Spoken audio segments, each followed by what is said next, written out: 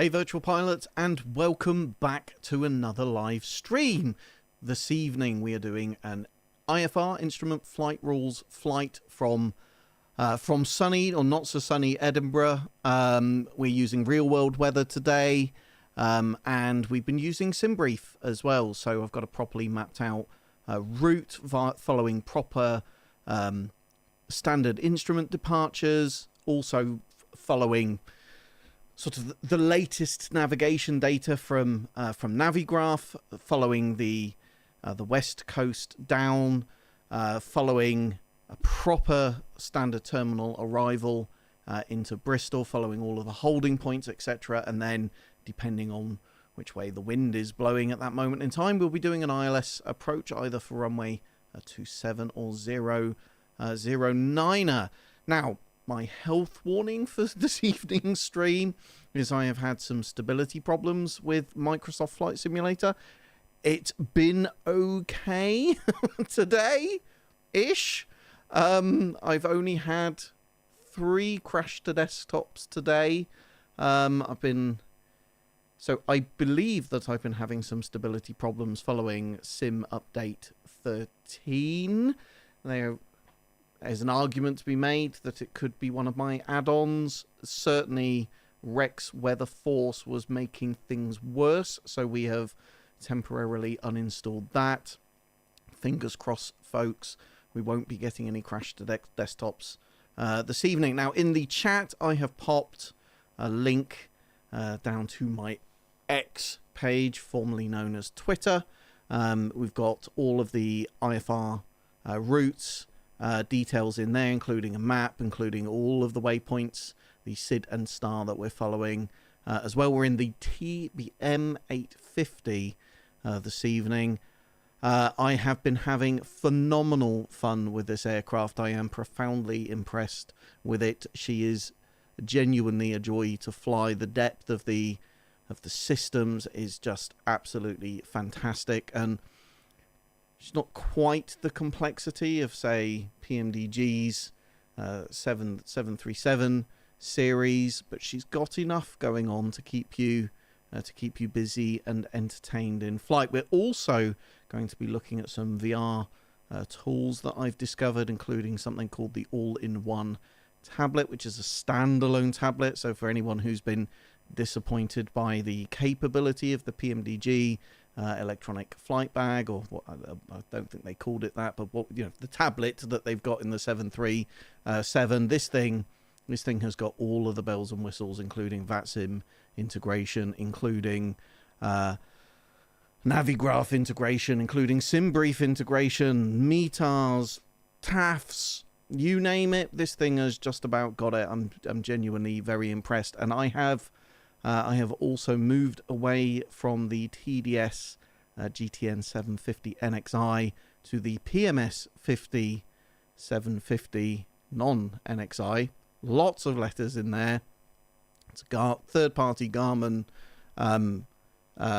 avionics suite, which you'll see in a second. Why have I moved away from the TDS one to the PMS 50? Because the TDS one won't update with the latest nav data, and some of us are endeavoring to get ourselves into VATSIM, and you need the latest nav data in order to do that. But that is enough rambling with me, except to say, of course, this evening's flight is alcohol fueled with a fine French wine that is unpronounceable to my ignorant English tongue, but it says, since 5 generations, the unpronounceable wine offers all their savoir-faire, their passion, and their experience in making the Laville former wines. Faithful to our family values, these wines are authentic, tasty, and balanced. With well over 40 years, they have been considered as one of the best value for money wines in the world. I can confirm for you, virtual pilots, it is delicious. Right, without further ado, let's get ourselves into the TBM. I thought we might do a little bit of the startup, not in VR, this evening. We will, of course, be hopping into VR in the not too distant future. So if I move that checklist somewhere that we can actually all see it. Let's just make it a little bit smaller. I've got my ugly mug in the way. Right, pre-flight. So crash lever even up. Source selector off. Generator selector main.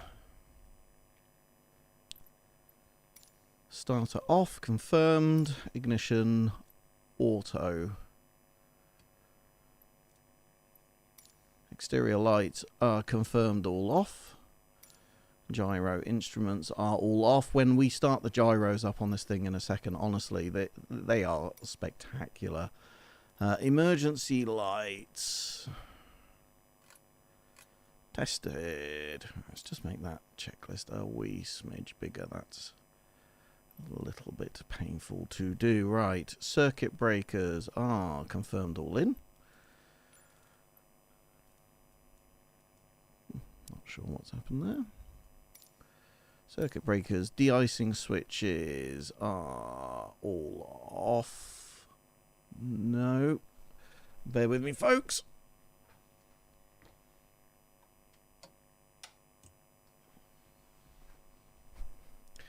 They are now. Landing gear is down. AP trim. Masters off. Radio masters off. Bleed air is confirmed off. Air conditioning is off. Dump switch is confirmed as guarded. Ram air handle is pushed in. Auto fuel selector is manual. Auxiliary boost pump is off. Tank selector left or right, confirmed on left. ELT is armed. Parking brake is set. Manual override lever is off. Power lever is confirmed. Flight idle. Propeller max RPM.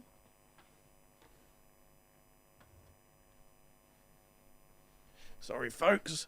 Set up for VR, not for actually sitting here at my monitor, so I have to leap up occasionally. Condition lever is cut off. Flap control is up. Battery bus power is okay. Source selector. Battery. Volts are above 25 volts. Exterior panel light test is good. Fuel gauges. Yeah, I think we need a little bit more juice than that, but not a lot. That'll do us. Advisory panel. 1, 2. Oxygen is extinguished. Interior lights as required. Environmental panel light test. Tested. Flaps down. Landing gear light test.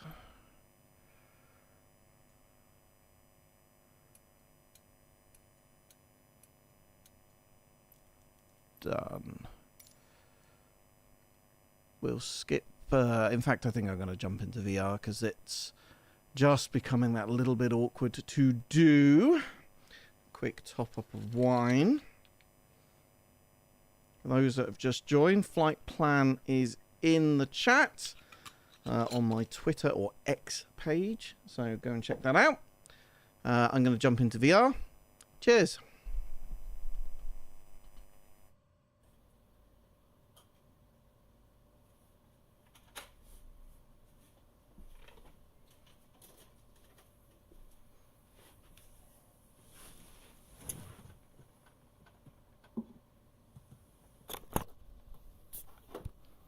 Okay.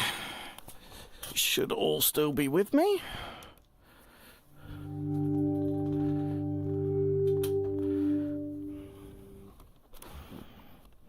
Well, that's a strange position to be sat in.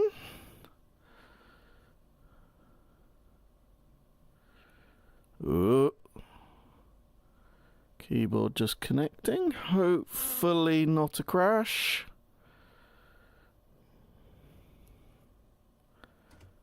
Hooray, not a crash. Happy days. Okay. That's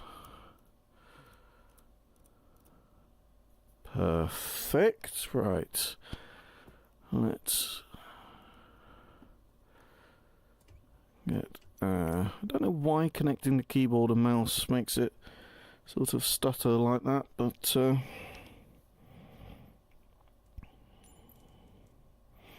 right, pitot heat on, and they've both gone out. Icing panel.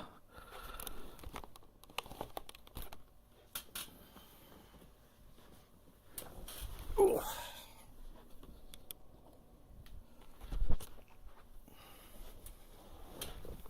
There you go, folks. That's a slightly better view, isn't it? De-icing panel light test. All working. Source selector off.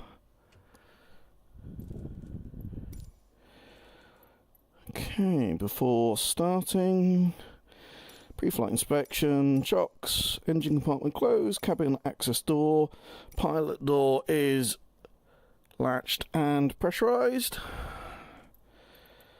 Parking brake is set. Oxygen pressure check. Oxygen coming on.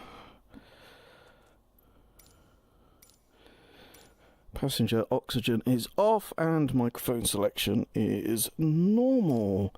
Starter off. Confirmed. Ignition auto off. Landing gear is down. Radio we don't need. We're not getting a clearance.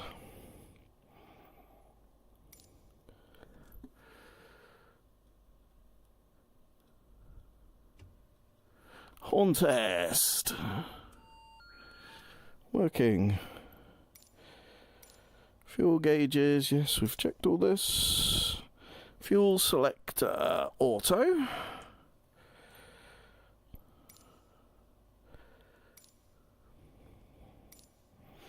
Shift test. Working. ITT test. Working. Needles functioning, exterior lights, nav lights coming on.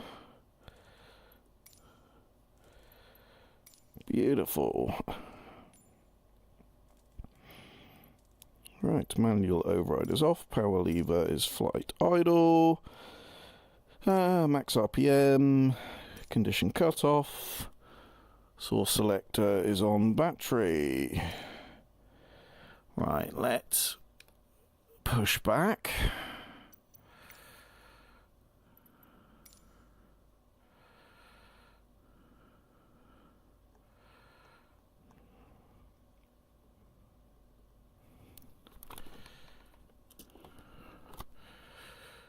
Request pushback, release parking brake.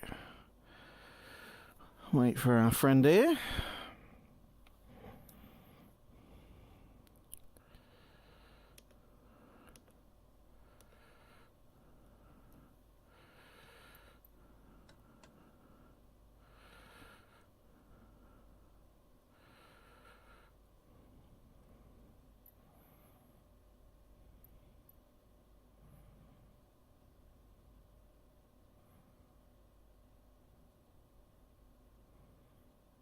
Where are you going? Well, no. That's just dangerous. No. What are you doing? The push thing's at the front, not at the side. Let's go. Certain MSFS quirks that they just never seem to sort out. So we're doing live weather, not live time this evening, because, like, it'll be dark and pretty boring for you all to watch. Okay, parking brake is on. Right, auxiliary boost pump is on. Fuel pressure is green. Okay, so starter is, let's get those warnings and cautions off. Starter is coming on. We're looking for NG of 13%.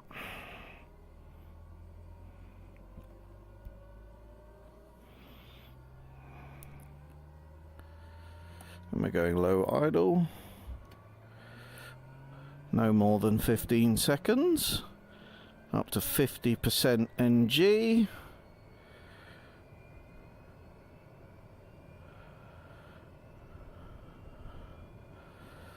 Okay, it's looking good. Starter's coming off and high idle.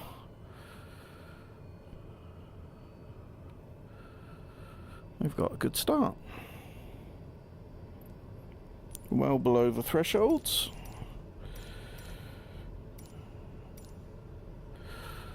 Boost pump going auto.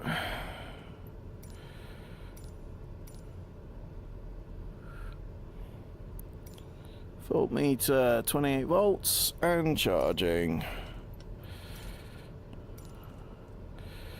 Here we go, the gyros coming on. Look at this. How that starts up. That is awesome. I have not seen any other aircraft in Microsoft Flight Simulator that does that. Gyro suction is green. Gyro slaving, slave. I'll do a slightly abbreviated checklist, otherwise we'll be down here for quite some time.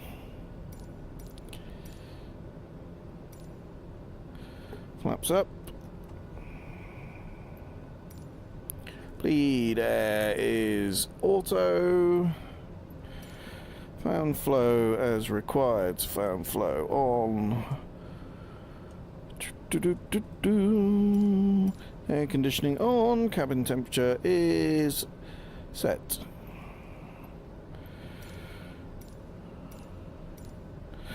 Weather radar is going on. Standby. Radio master on.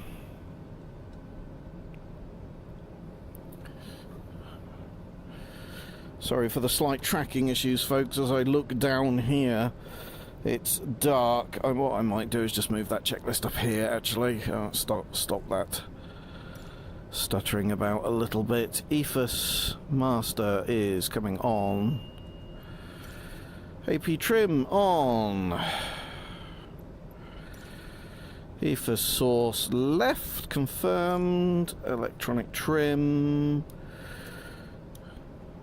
Test and set taxi lights coming on. Okay, let's test the brakes.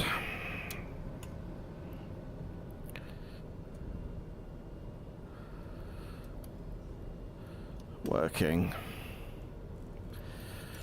Right, let's get the METAR, because I can tell you that that altitude that's being displayed is wrong.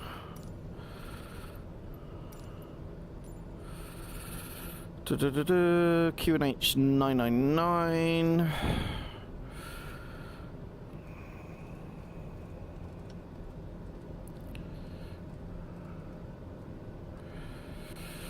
Boom. So what do we? Wind from 090, so east. 9 knots.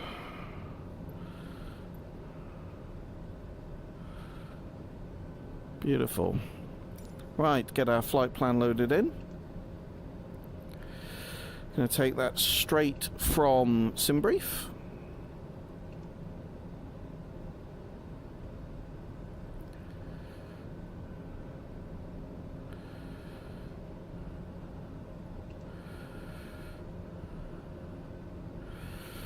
So, GOSAR 1 Delta departure this evening. Let's preview that. Looking good. Okay, now let's bring up the all-in-one tablet. This thing is awesome. Doesn't need to be quite that big though. And we can bring up our Navigraph charts.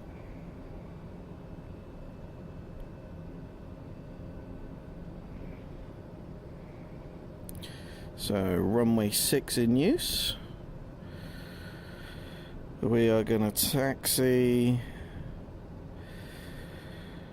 Hotel Mike Alpha, holding Alpha 1.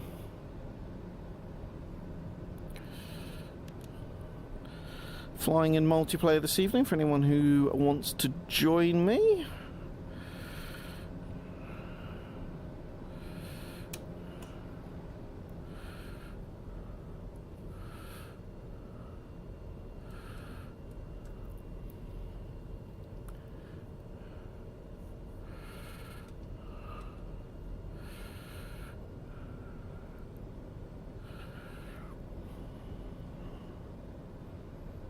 Hello.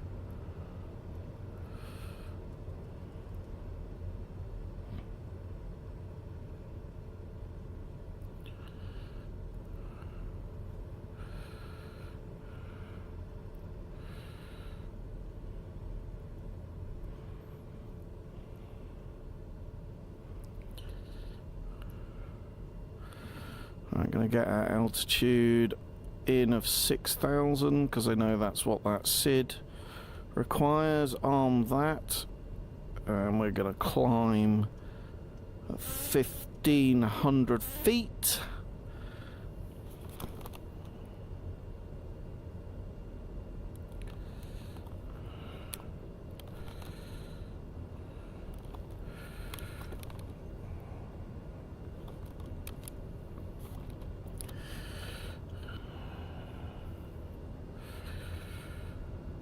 This has got an excellent TBM850 mode, which lets you go up to something like 121% torque. As soon as we're airborne, I get that on, and yeah, I mean, given that she's a relatively small aircraft, I mean, she punches above her weight in terms of performance, without a doubt.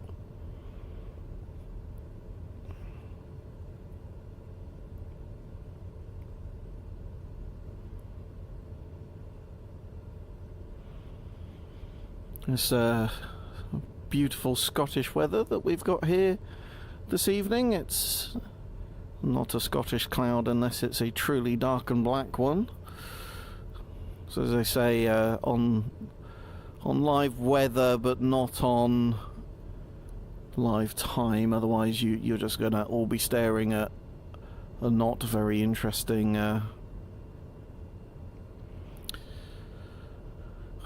aircraft taking off the wrong way down the runway. Runway 6 in use this evening, 06. Aircraft has just taken off from runway 24, but it doesn't seem to have done it any harm.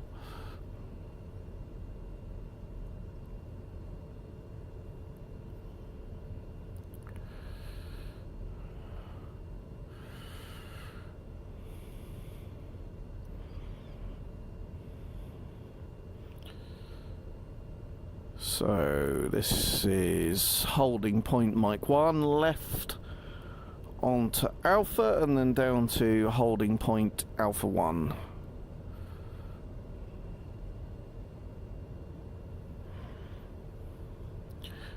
Traffic.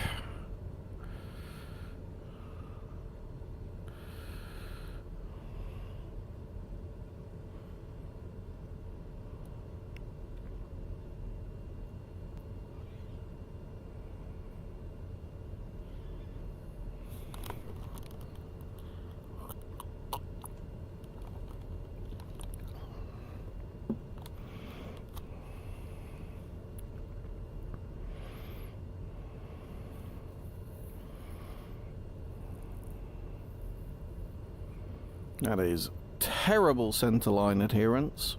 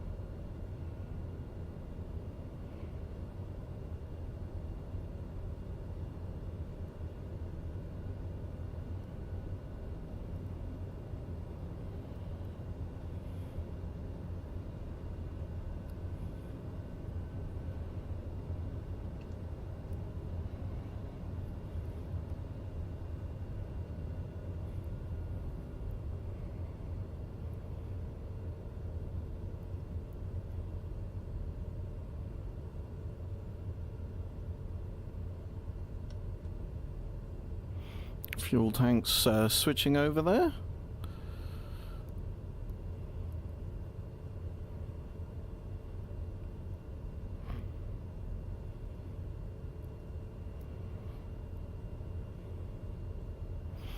Windsock pointing in the right direction, which is not always a given for many add-on scenery airports. Here is the Edinburgh Airport Fire Department. Here's modelled a like a fake fuselage that they test putting fires out on. I believe they actually light that thing on fire as well. Hopefully their services won't be needed this evening.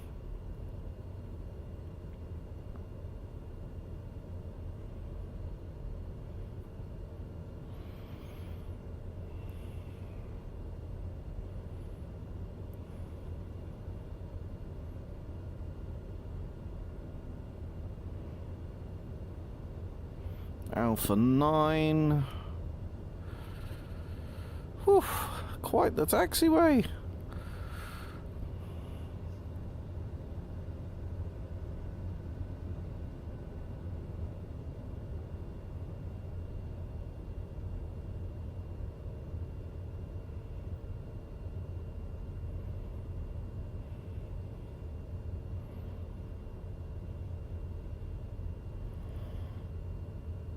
Alpha 1 is just around the corner. Now the windsock also pointing in the right direction. Jolly good.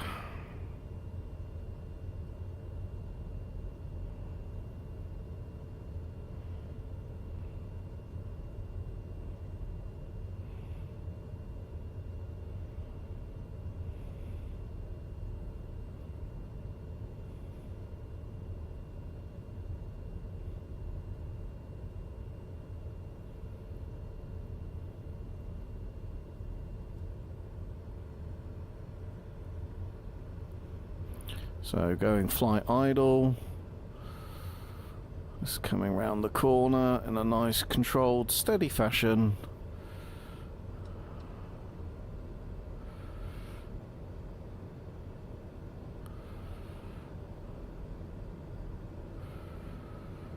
Ready to hold short runway 6. Okay, we probably should have turned into the wind, but hey ho, parking brake is set. Terrain test.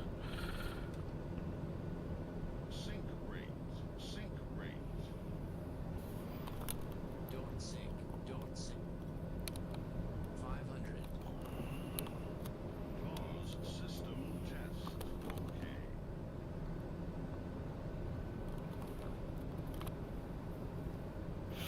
Okay, test successful. Power lever, let's go to 1900.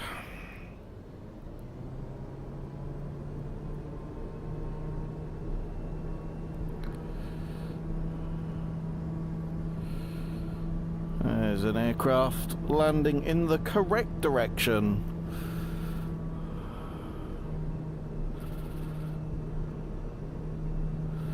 Right, so let's exercise the lever to feather, torque goes up, RPM goes down, and then vice versa as it comes back in.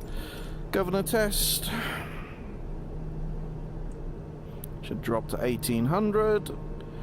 It does, there or thereabouts. Release it, should go back up to 1900, which it does. Flight idle. Fuel selector is auto. Auxiliary boost pump is auto. Shift to the fullest tank. They're equally full. No flaps required. This is a humongous long runway. So that's pitot heat coming on. Left and right windscreen heat on. No need for the inertial separator. Advisory panel all off except for brake. Confirmed. Flight controls. Free and correct. Below 50 amps. Strobe on. In fact, strobe and landing lights on. Takeoff. Weather radar on. Test. And on. Just check out engine condition, 100%. Another aircraft coming in.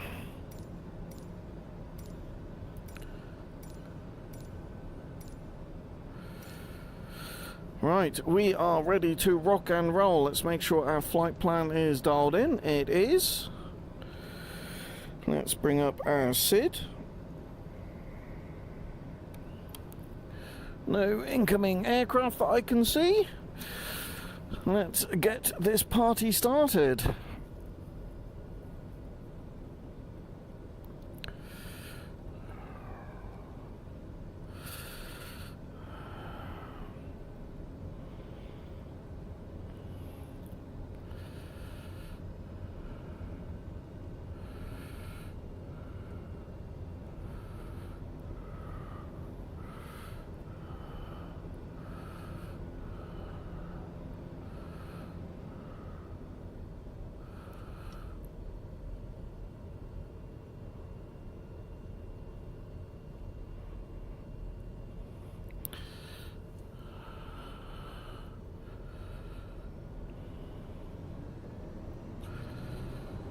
Okay. Takeoff power is set. Airspeed is coming alive. T's and P's are in the green. That is 80 knots. A rotate. Crabber into the wind. Positive rate. Gear is coming up.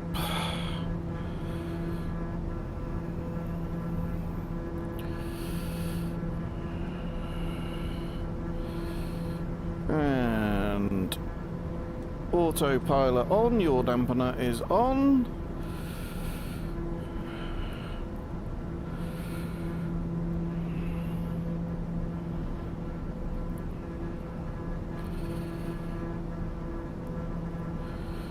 And TBM850. Torque up to 121%.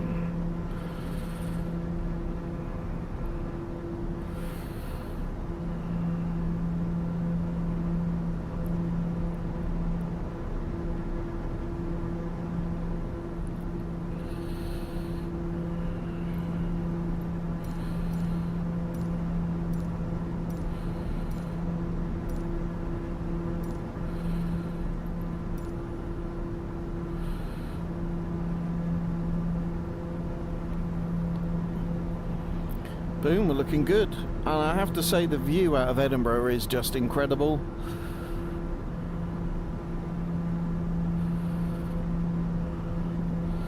So we need to be above 5,000 feet by the time we hit this waypoint. Just coming up on 3,000.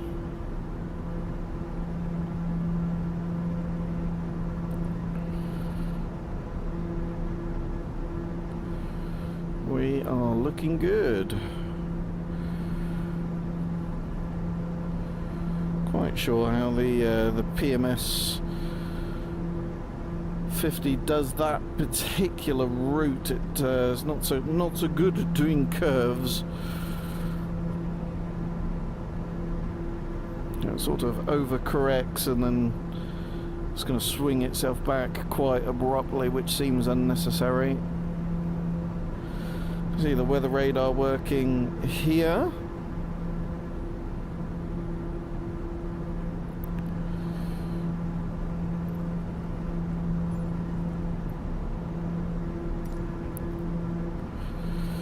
So we're going to be above 5,000.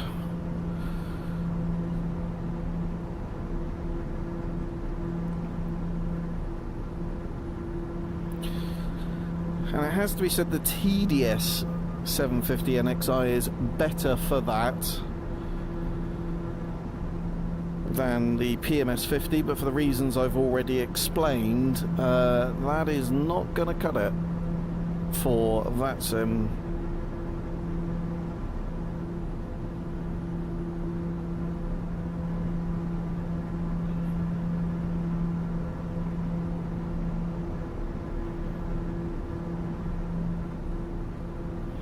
Well, that is some funky weather.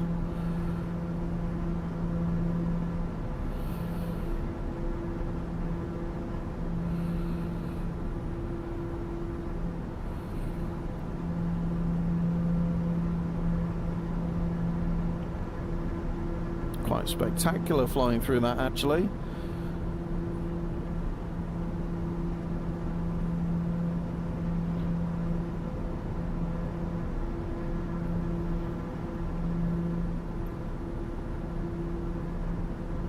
Transition altitude is 6,000.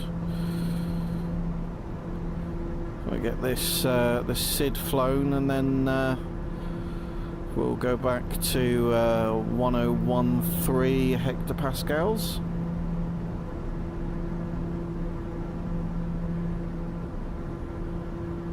Oh yeah, that is spectacular.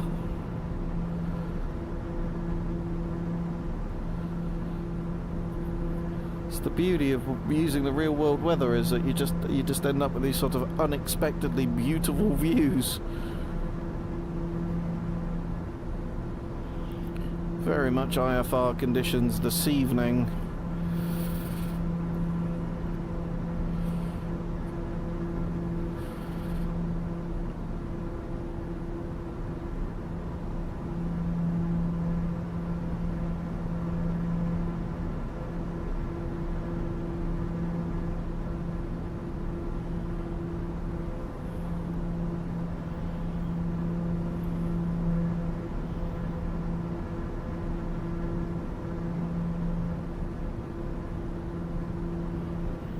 We're restricted to under 250 knots. Not going to be a problem in this particular aircraft.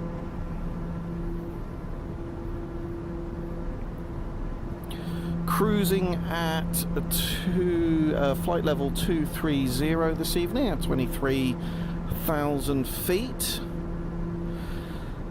The TBM850 being a pressurized aircraft makes that a breeze. It's capable of going up to 30,000 feet, but that's a little excessive for the length of flight that we are doing this evening.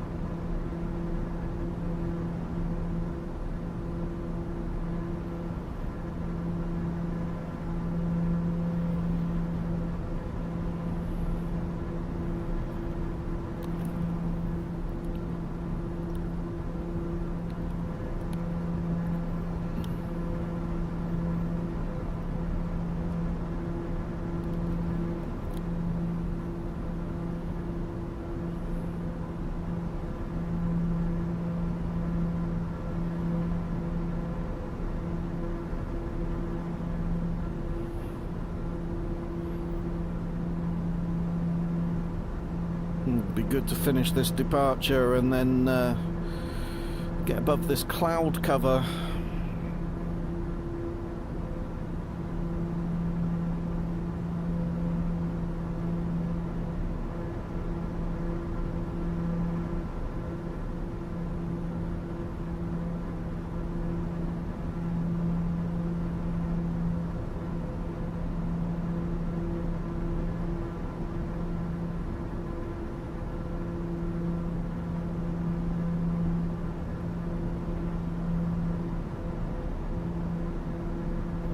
Coming up on Cumbo, and then on to Gosam. Interesting that it does appear to be able to... No, it's not doing a curve there, is it? It's doing a straight line between 2 points. Fair enough.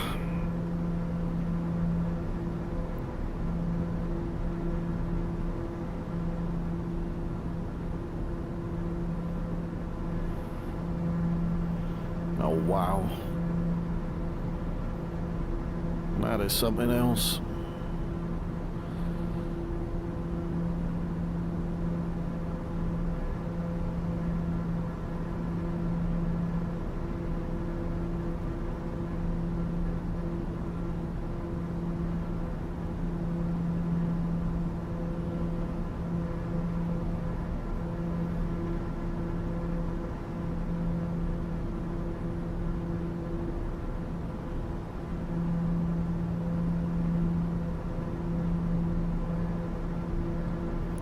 Let's get ready for our climb to 23,000 feet.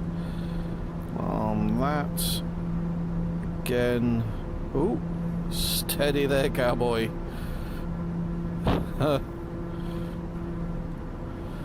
Right. On that. In fact, we'll unarm that so that we don't make that mistake again.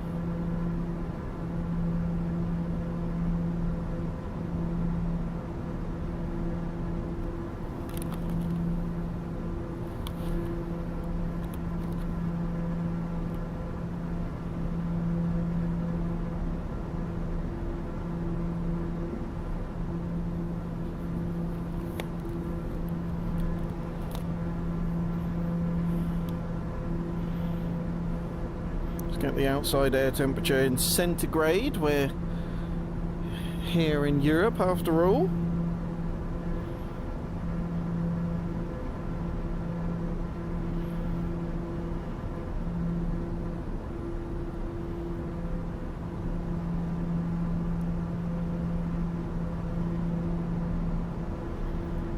So what are we? Four nautical miles until Gosam, and then we can start our climb to 23,000 feet.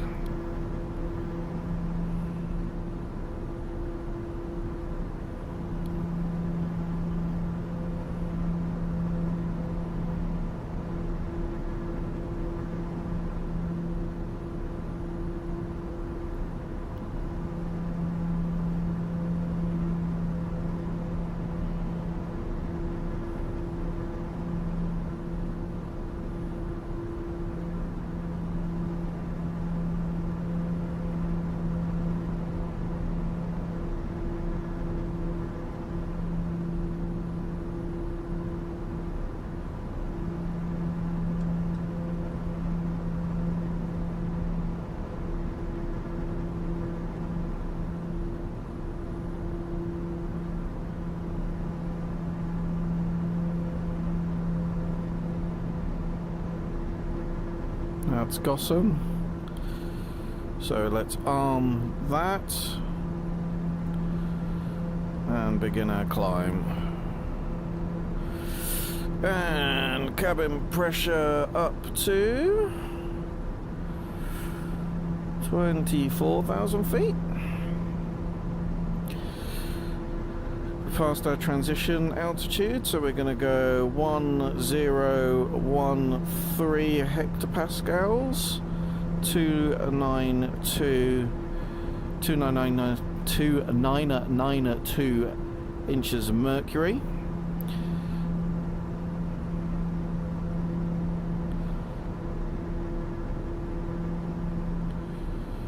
That's good. Cabin pressure climbing at about 700 feet per minute.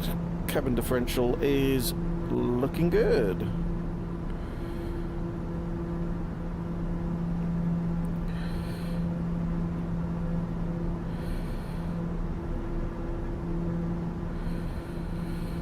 So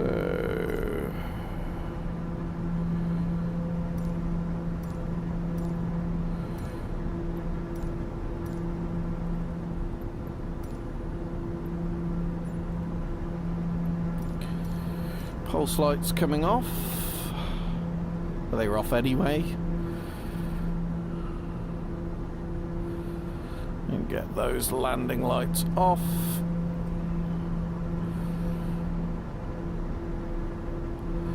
Coming up above that cloud cover.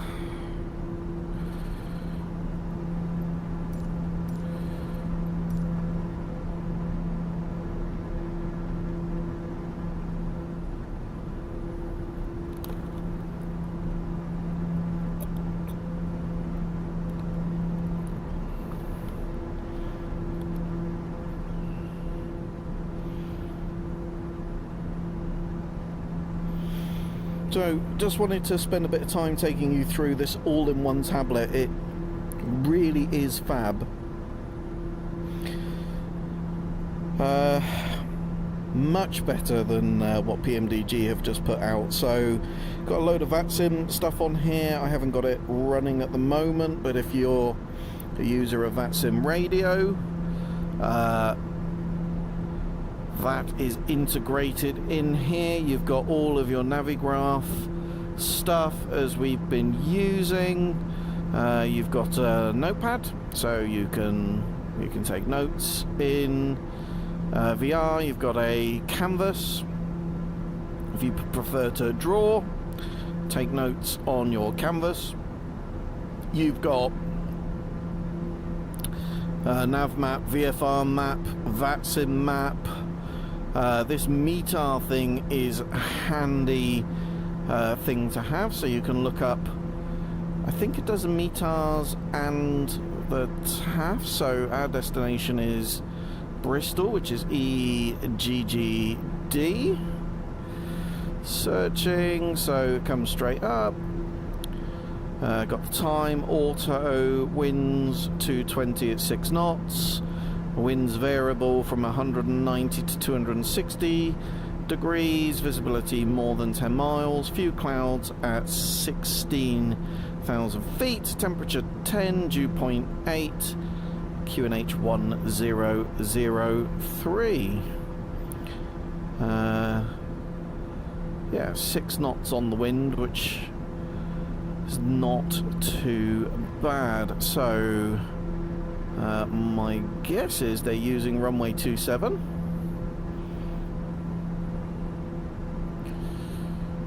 If we wanted to do Edinburgh, EGPH.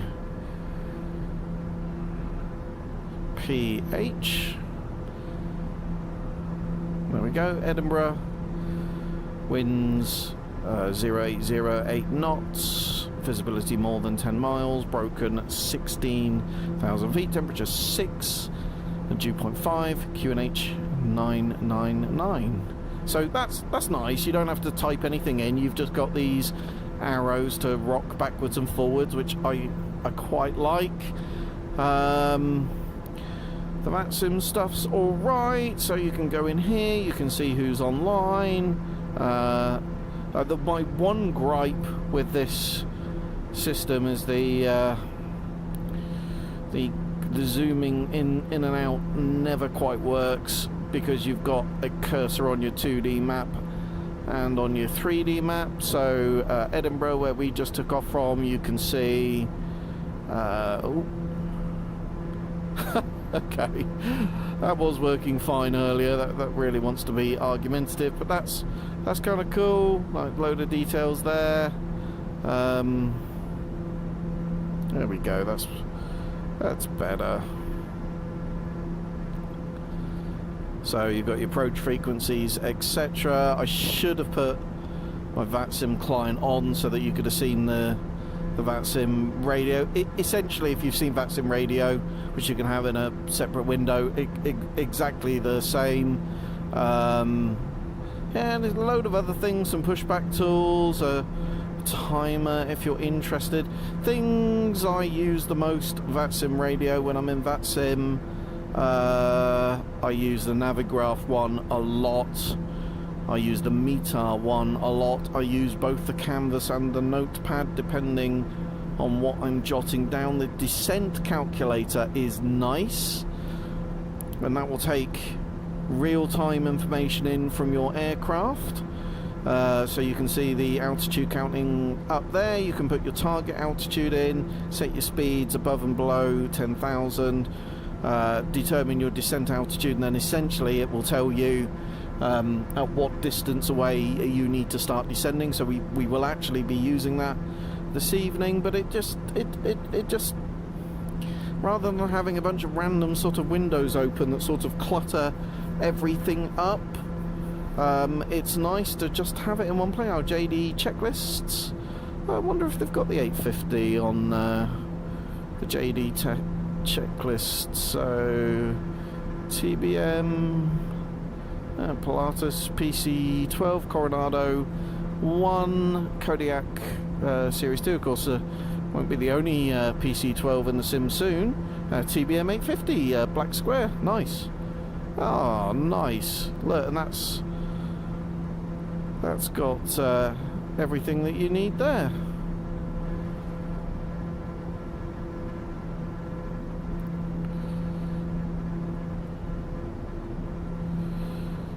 That's page 1.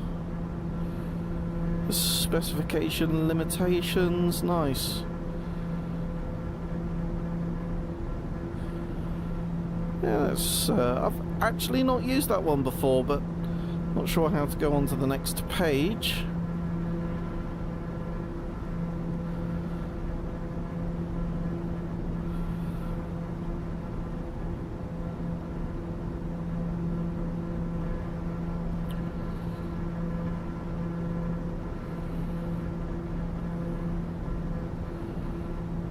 Ah, there we go, up there. That's page, oh no, that's changing checklist, that's zooming in.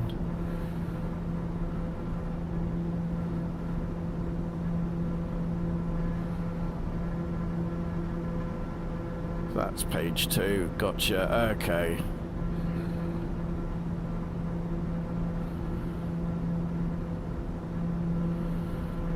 Takeoff, right, so we can use this for cruise power.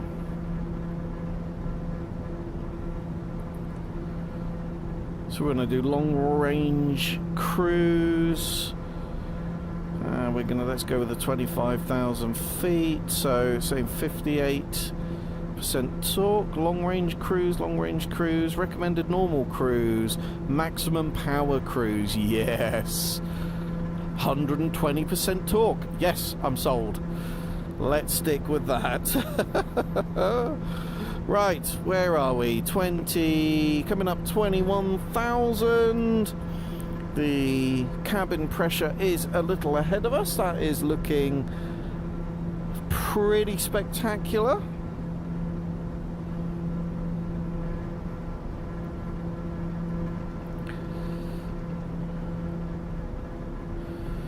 Very, very nice.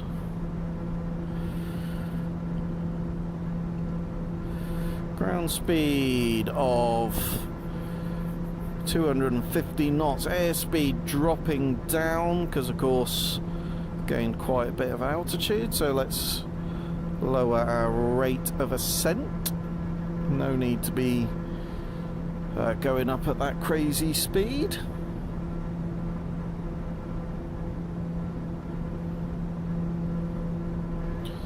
Cruise time of a little over an hour this evening.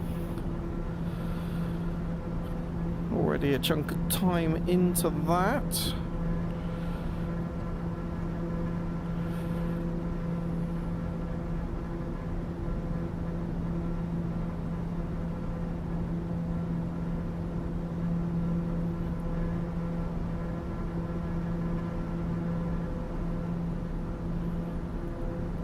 even though she's a turboprop, there is an altitude beyond which the torque is going to drop as you climb, a bit like you would see with manifold pressure in piston-based aircraft. Don't actually know what the critical altitude of this aircraft is.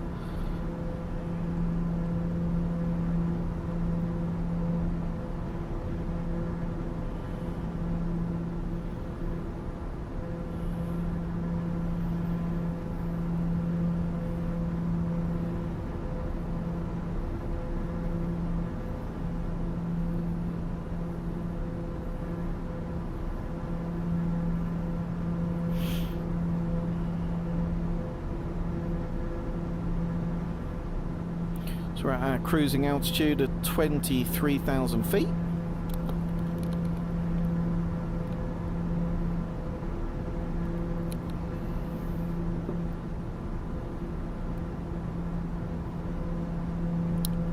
Hopefully the volume of the engine is not too high. I'm going to come out of the R in a second and quieten that off.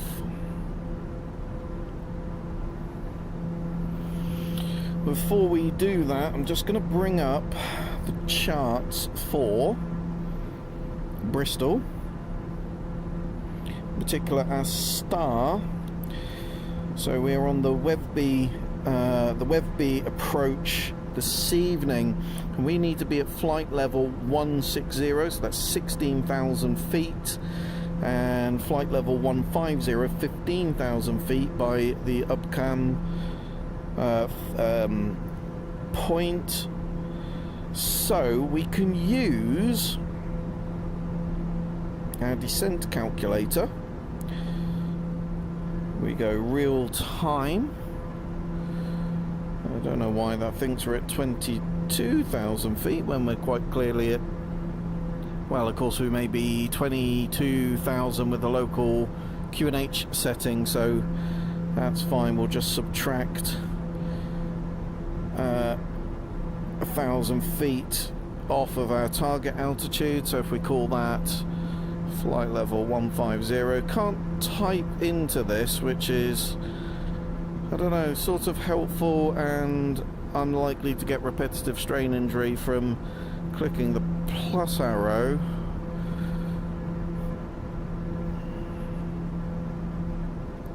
Guess there's worse things to get repetitive strain injury from. Flight level 150, speed 3. Ay, there's a crash.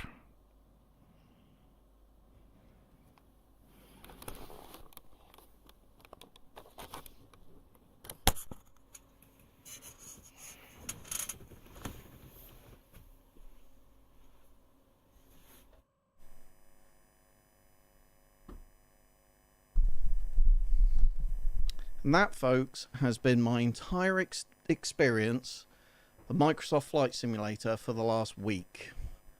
That's extraordinarily frustrating. I've got crash on when you're in the world map. When you zoom in and out, it seems to crash.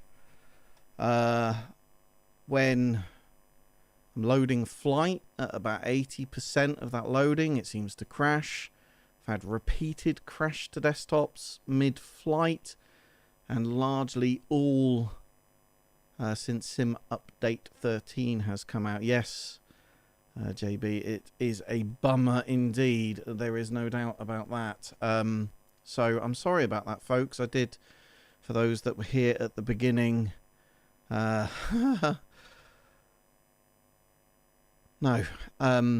that's profoundly frustrating. So I'm not going to restart that and redo it all again. Do you know, there's a bit of me that's kind of pleased that it's crashed to desktop whilst I've actually been streaming. That has been my life on Microsoft Flight Simulator for the last couple of weeks. Very, very, very, very, very frustrating. No Upducat, I can't read the chat, albeit I'm working on that. I have found a tool to do it, but for some reason it just doesn't do it all the time. Goat friend, goodness. Cool VR stream, actually watchable. I use track IR so that the movements, so used to the movements, but usually it shakes so much when someone streams VR. Yes, I've spent quite a lot of time trying to get that to work. Thoughts on... Oh, sorry, I'm reading these out of order. Nick S3607R, no good. Sticks, you've put a lot into it. I'm doing a bit of work tonight. Enjoyed having you on my tablet. Yeah, sorry about the crash to desktop. Not too much I can do about that. Trust me, it's as frustrating for me as it is for any of you. JB, thoughts on the Meta Quest 3?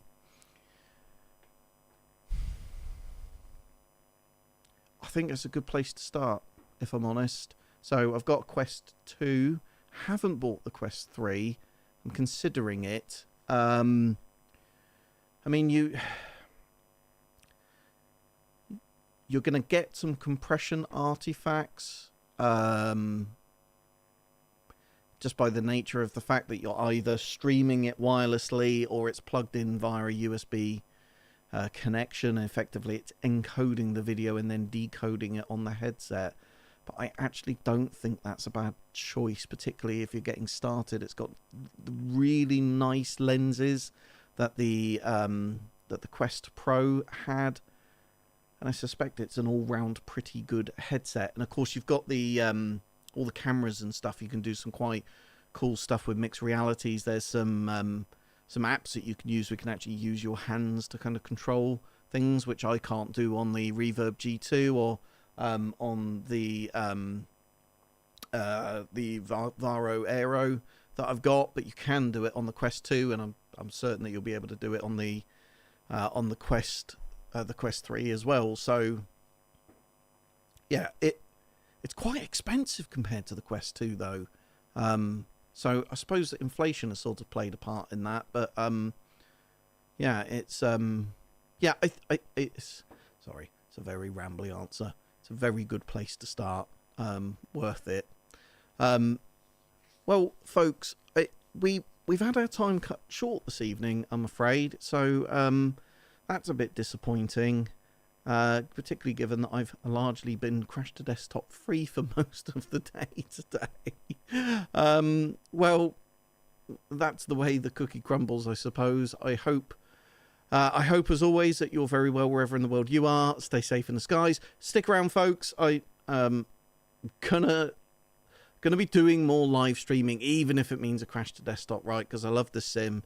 I have logged no end of support tickets, stuff on the Microsoft Flight Simulator forums about this crashes to desktops.